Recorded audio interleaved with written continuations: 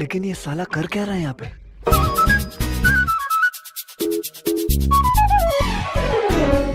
ये सुना? हाँ हम जाती घासी के, बुलाओ तो चला आया। अच्छा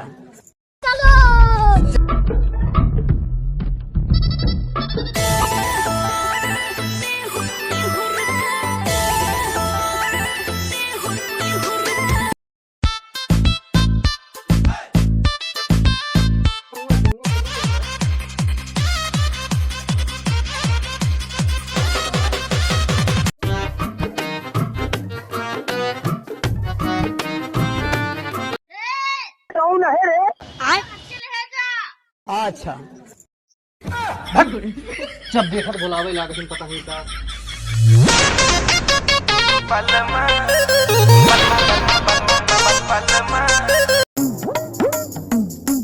का बुलावती है गया घसी ले जा। अच्छा जब ले आए ना बहुत का करे घसिया उचारे चली जाओ तो गया बेटे। जब बकैती जिन करा ना चल। देखा आपने लापरवाही का नतीजा। जा ले।